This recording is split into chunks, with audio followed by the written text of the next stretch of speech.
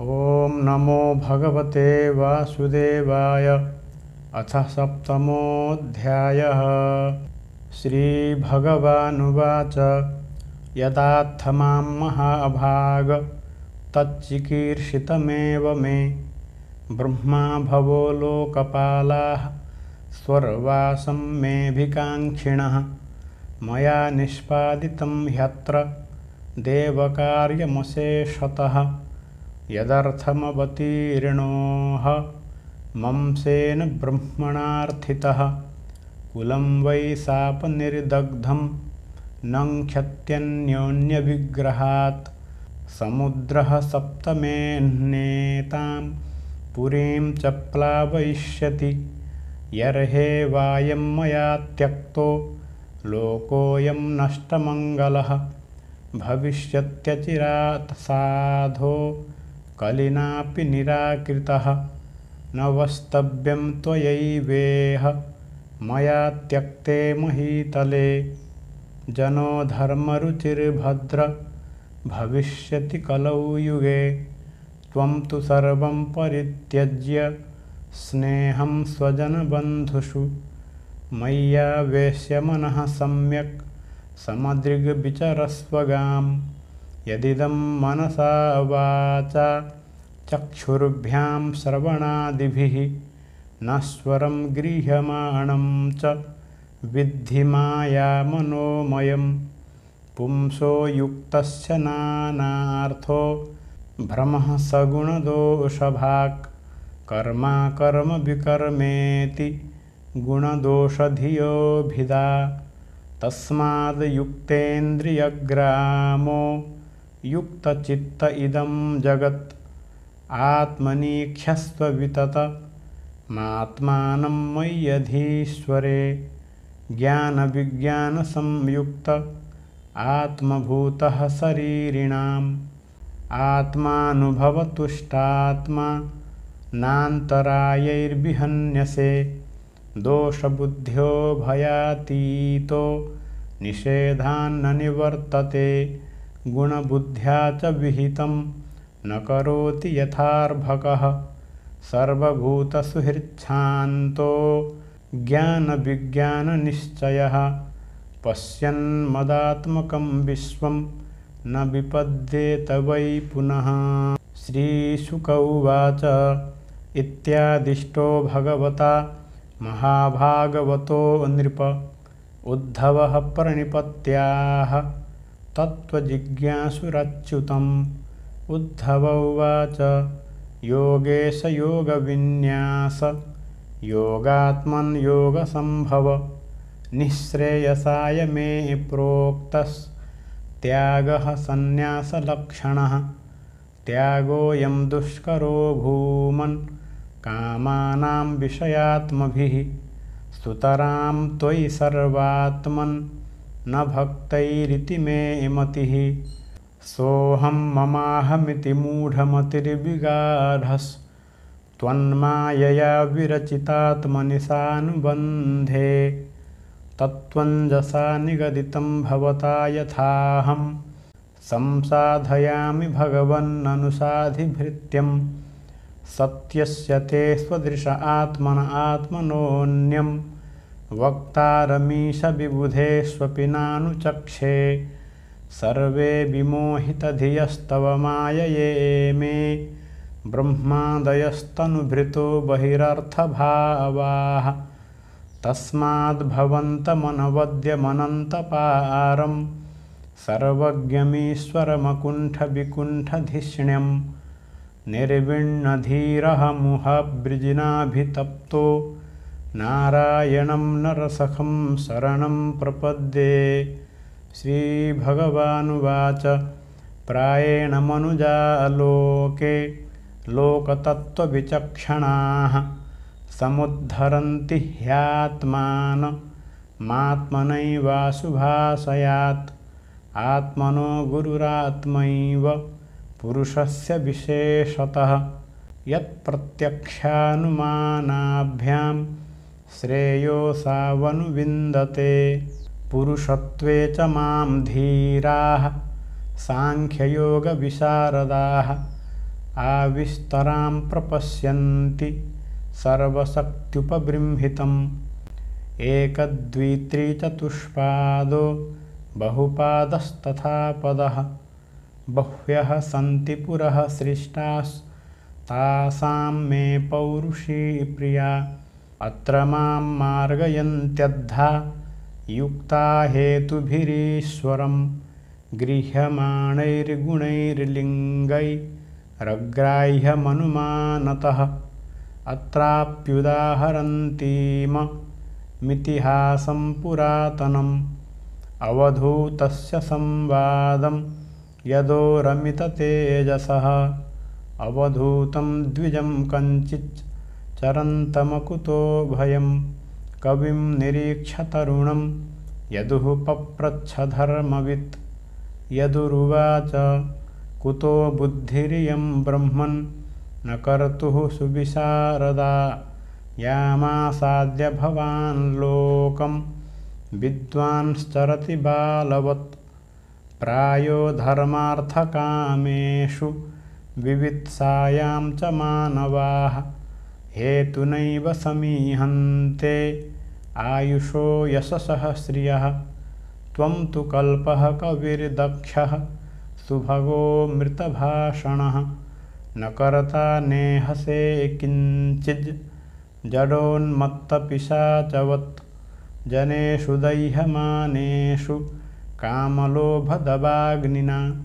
न तप्यसेऽग्निना मुक्तो गङ्गाम्भःस्थैव द्विपः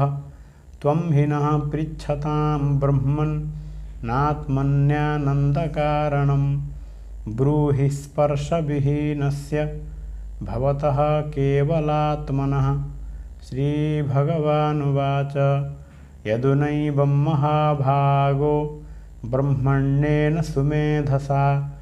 पृष्टः सभाजितः प्राह प्रश्रयावनतं द्विजः ब्राह्मणोवाच सन्ति मे गुरवो राजन् बहवो बुद्ध्युपाश्रिताः यतो बुद्धिमुपादाय मुक्तोऽटामीहतां शृणु पृथिवी वायुराकाश मापोऽग्निश्चन्द्रमा रविः कपोतो जगरः सिन्धुः पतङ्गो मधुकृद्गजः मधुहा हरिणो मीनः पिङ्गला कुररोर्भकः कुमारी शरकृत् सर्प ऊर्णनाभिः सुपेशकृत् एते मे गुरवो राजन्श्चतुर्विंशतिराश्रिताः शिक्षावृत्तिभिरेतेषा मन्वशिक्षमिहात्मनः यतो यदनुशिक्षामि यथा वा नाहुषात्मज तत्तथा पुरुषव्याघ्र निबोधकथयामि ते भूतैराक्रम्यमाणोऽपि धीरो दैववशानुगैः तद्विद्वान्न चलेन्मार्गादन्वशिक्ष्यं क्षितेर्व्रतं शश्वत्परार्थसर्वेहः परार्थैकान्तसम्भवः साधुः शिक्षेत भूभृत्तो नवशिष्यः परात्मतां प्राणवृत्त्यैव सन्तुष्येन् मुनिर्नैवेन्द्रियप्रियैः ज्ञानं यथा न नश्येत नावकीर्येत वाङ्मनः विषयेष्वाविसंयोगी नानाधर्मेषु सर्वतः गुणदोषव्यपेतात्मा न विसज्जेत वायुवत् पार्थिवेष्विह देहेषु प्रविष्टस्तद्गुणाश्रयः गुणैर्न युज्यते योगी गन्धैर्वायुरिवात्मदृक् अन्तर्हितश्च स्थिरजङ्गमेषु ब्रह्मात्मभावेन समन्वयेन व्याप्त्याव्यवच्छेदमसङ्गमात्मनो मुनिर्नभस्त्वं विततस्य भावयेत् तेजोवन्नमयैर्भावैर्मेघाद्यैर्वायुनेरितैः न स्पृश्यते नभस्तद्वत्